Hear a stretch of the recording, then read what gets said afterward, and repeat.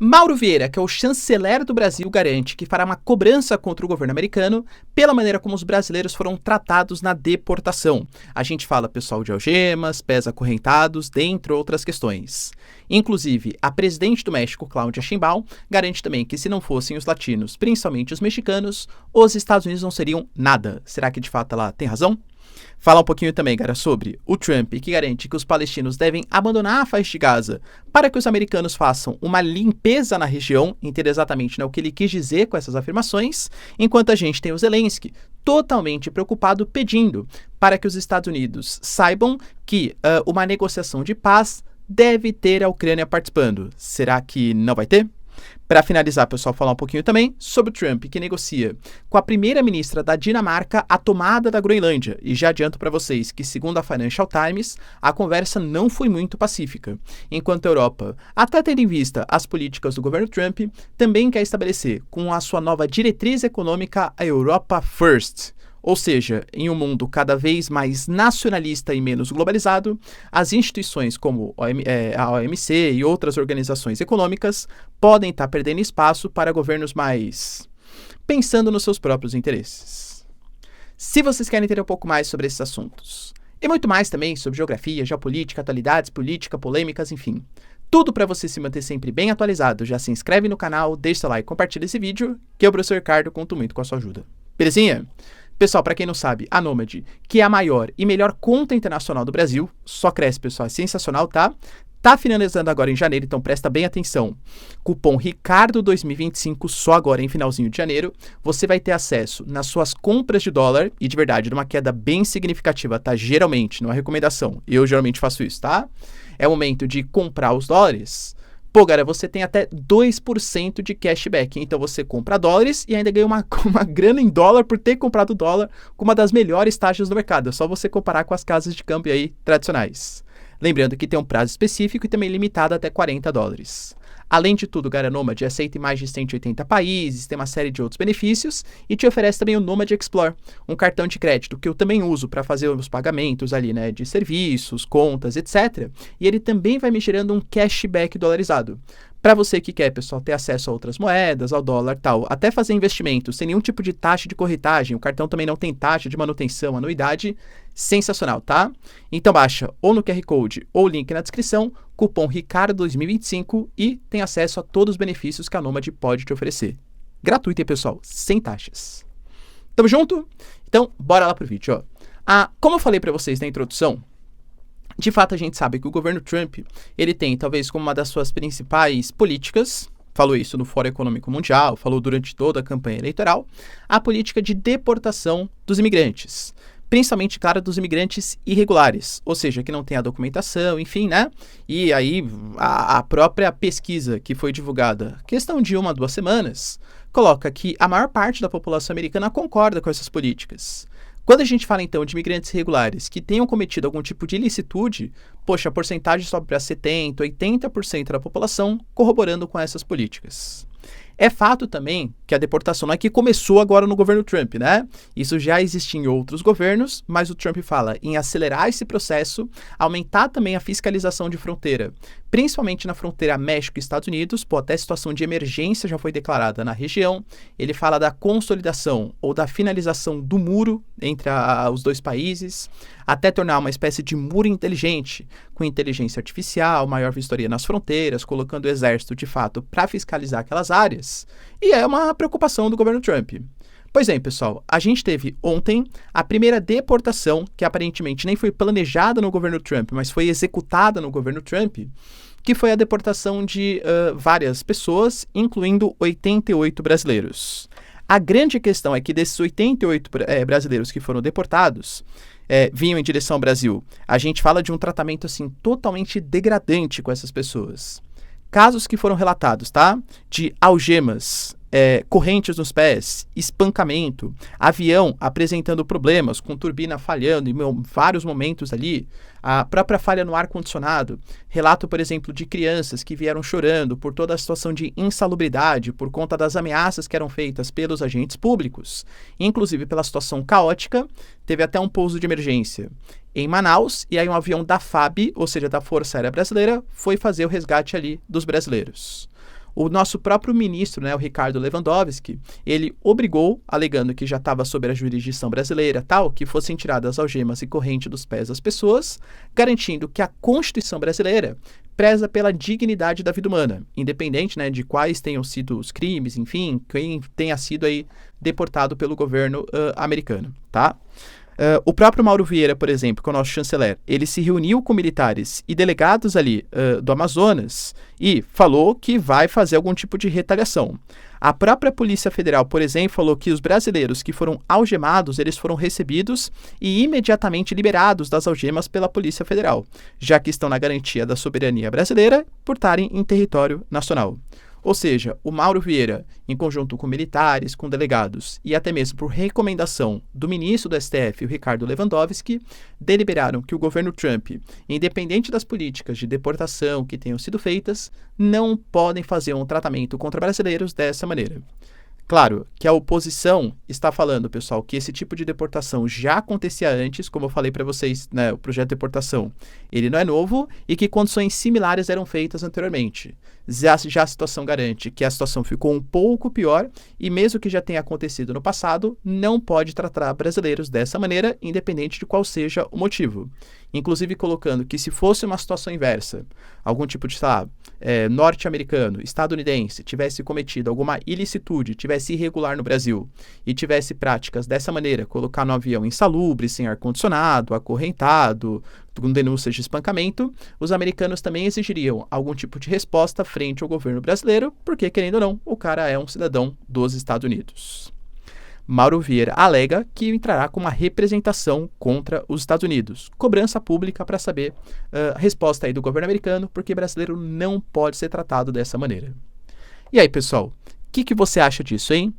Os americanos ou estadunidenses, né, devem algum tipo de resposta ao Brasil? Deixa aí nos comentários. Enquanto isso, a gente tem também a própria Cláudia Sheinbaum, que o México, com certeza, né, é o país que mais tem imigrantes latinos nos Estados Unidos. E ela falou que ela corrobora, que ela entende o pensamento, os anseios americanos e estaria disposta a colaborar, desde que, claro, tivesse uma situação digna para os imigrantes que são deportados, imigrantes legais que são deportados dos Estados Unidos.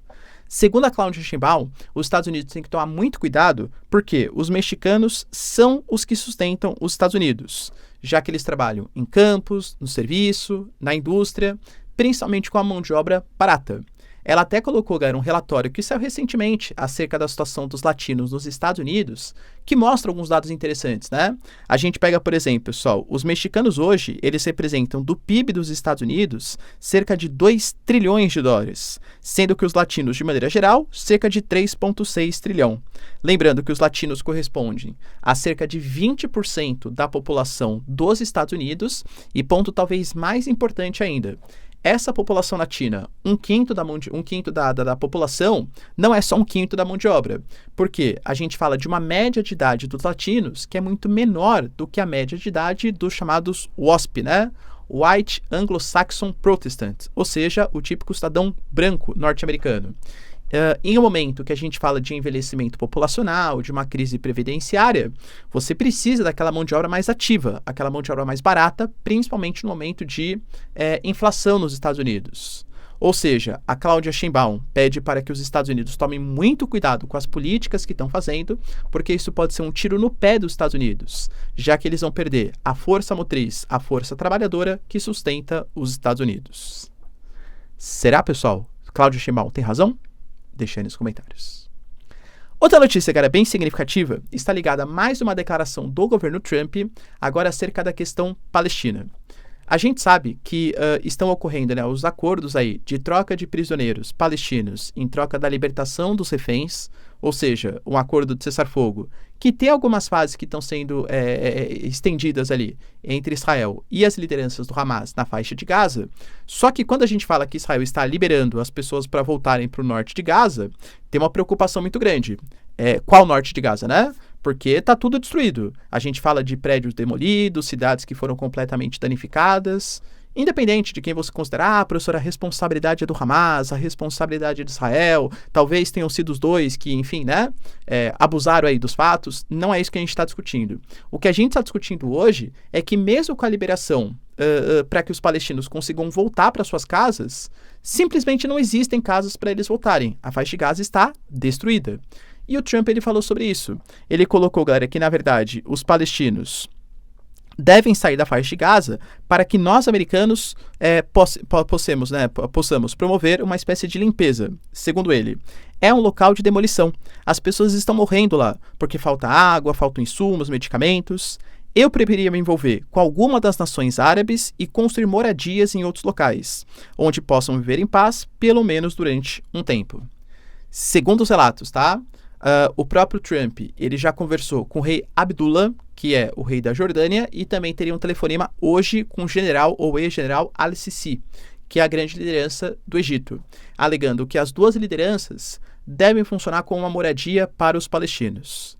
A grande questão é que quando foi perguntado para ele se seria uma coisa definitiva, seria uma coisa provisória, ele falou que não sabe exatamente a resposta, mas que é importante promover uma limpeza. Dá para entender limpeza de dois jeitos. Uma limpeza étnica, ou seja, tira os palestinos daqui, ou uma limpeza no sentido de eliminar o Hamas, reconstruir o território. Fica a cargo da interpretação de cada um, né? Ele não deixou explícito o que exatamente era essa limpeza.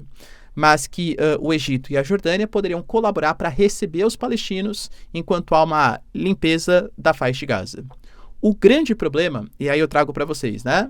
A gente não pode esquecer que alguns israelenses, inclusive que fazem parte do governo de Israel, como, por exemplo, o Smotrich, o Itamar Ben-Gvir, que até abandonaram recentemente, tá? O partido do Ben-Gvir, por exemplo, abandonou o governo desde que o governo fez um acordo com o Hamas, um acordo de cessar-fogo, alegando que esse acordo faria o Hamas se fortalecer novamente na faixa de Gaza e atuar contra Israel, mas o governo Benjamin Netanyahu, ele é ancorado por algumas pessoas com pensamento ultranacionalista israelense, que não aceita a existência de um Estado palestino.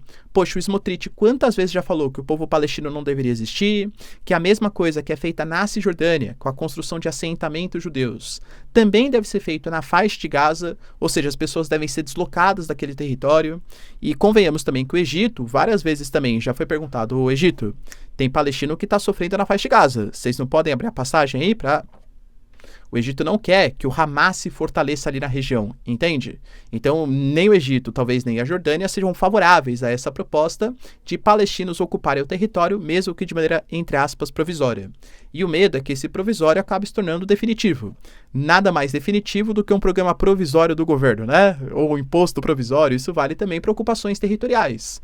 Cara, querendo ou não, duvido muito que, caso haja, né, esse tipo de limpeza, etc., a reconstrução do território, aí saiu, pronto, ó, apesar de saber, tá, que hoje as lideranças israelenses, pelo menos parte delas, defendem que toda a antiga Palestina seja o território de Israel, até corroborando com a criação de assentamentos judeus na Cisjordânia, não, agora pode voltar, tá, agora a gente reconstruiu para vocês, pronto, volta para a faixa de Gaza. Você acha que isso é possível? Você acha que a Israel, as lideranças, permitiriam a volta do povo palestino, mesmo sem a presença do Hamas, depois dessa limpeza? Então, é o medo. Não acho que o povo palestino queira abandonar o território, com medo que eles nunca mais possam voltar para essas áreas. Mas o Trump prometeu fazer uma limpeza no território. Enquanto isso, galera, a gente teve também o Zelensky se pronunciando com uma certa preocupação acerca dos últimos acontecimentos. Trouxe para vocês, né? O Putin, ele elogiou bastante o Trump, falando que é um homem pragmático, é um homem inteligente, que faria parcerias, que faria acordos que não trariam malefícios para os Estados Unidos. A gente teve, por exemplo, o próprio Marco Rubio aprovando, galera, uma legislação que impede, pelo menos de maneira provisória, ajuda externa militar, excetuando, né, para Israel e também para o Egito, mas questão de Jordânia, você pega Taiwan, Ucrânia, vão ter um corte aí provisório da ajuda financeira.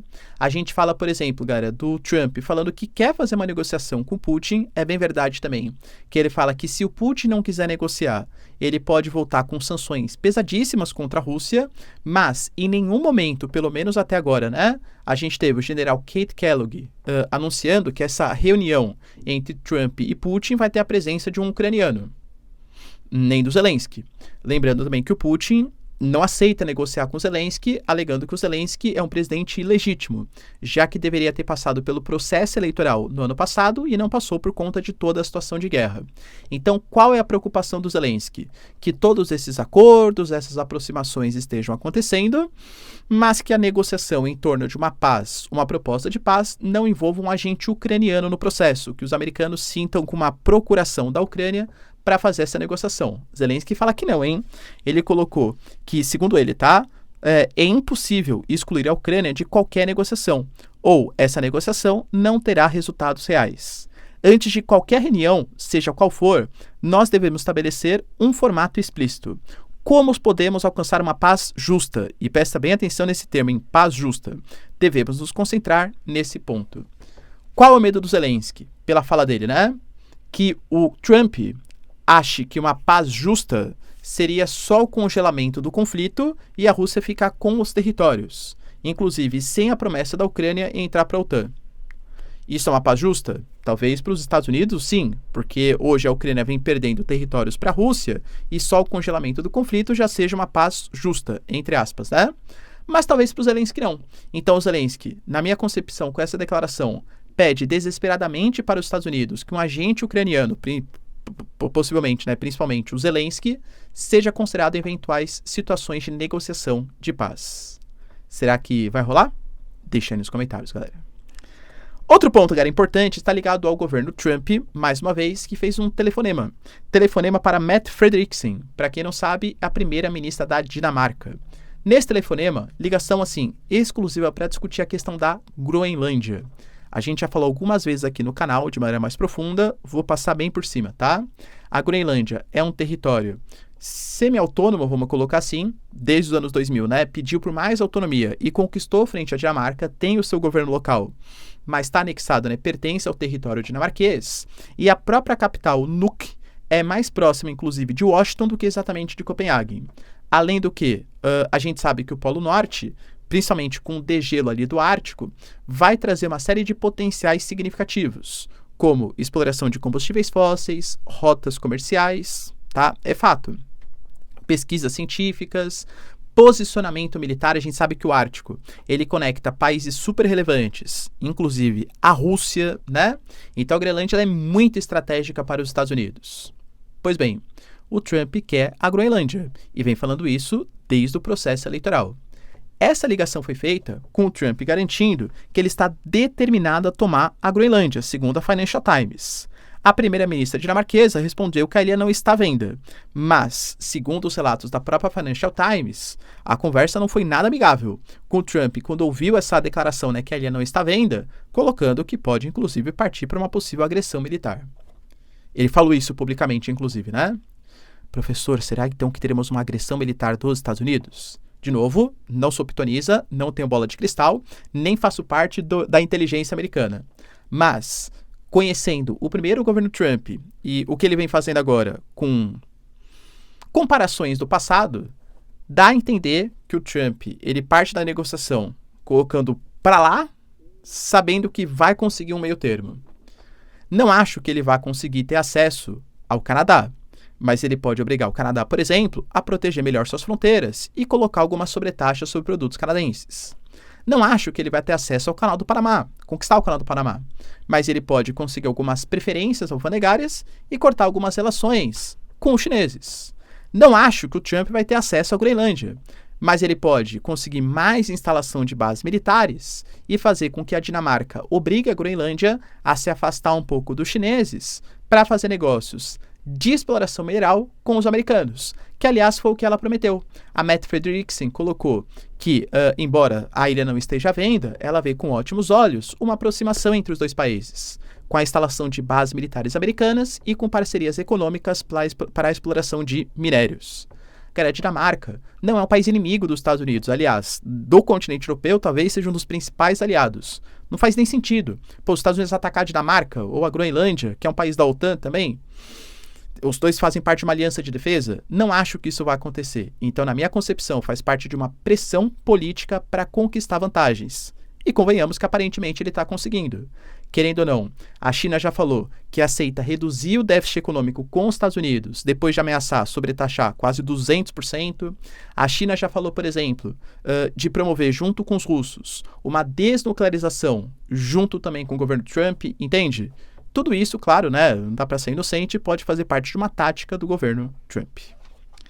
E para finalizar, pessoal, temos também uma notícia também importante colocada pela Financial Times de um novo projeto europeu. Pessoal, peço desculpa, tá? Pela qualidade do áudio, também pela ruptura na gravação, é que o microfone simplesmente quebrou. Então eu vou finalizar não exatamente com as melhores qualidades. Como eu estava falando, a União Europeia, na verdade a Comissão Europeia, o Poder Executivo da União Europeia, ele aprovou uma espécie de modelo, uma espécie de proposta chamada de Bússola da Competitividade, em que a União Europeia, dando isenções fiscais, incentivando inclusive a competitividade de empresas, pensa que alguns setores estratégicos, dentre esses setores, a gente pode colocar a biotecnologia, a indústria química, o setor de medicamentos, terão alguns privilégios, algumas preferências na questão de compras em relação à importação, ou seja, bem parecido com o que os americanos estão fazendo. Por isso que a proposta está sendo nomeada de Europa First, ou seja, primeiro pensar nos interesses europeus para depois pensar nos interesses estrangeiros. E por que eu acho que isso é muito sintomático, né? A gente já teve um momento da história em que todos os países pensavam nos seus próprios interesses e não exatamente nos interesses globais. Isso acabou culminando com o imperialismo europeu, em que Inglaterra e França tiveram acesso às melhores terras, acabou culminando também com a primeira, simplificando bastante a história, claro, né? Com a Primeira e com a Segunda Guerra Mundial, até que em 1944 tivemos a Conferência de Bretton Woods, que tentou, a partir da criação de mecanismos como, por exemplo, o GATT, que depois virou a OMC, o Banco Mundial, o padrão dólar-ouro, entre outras coisas, fazer com que o livre mercado fosse a melhor teoria econômica praticada. Por quê? Porque se os países não praticam mais protecionismo, a ideia é que o melhor produto, que tem o melhor preço, vença, você não tem essa questão da animosidade, disputas territoriais. Aparentemente o mundo vem regredindo hoje, ou seja, hoje a gente está voltando a falar com America First, agora Europa First, o plano da bússola da competitividade, a ideia de um regresso para um momento um pouco mais perigoso, um momento mais protecionista da nossa história. E aí, pessoal, acha que isso tende a dar problemas? Deixa aí nos comentários, quero saber sua opinião. No mais, se vocês curtiram o vídeo, tamo junto, beijos, abraços e tchau, tchau.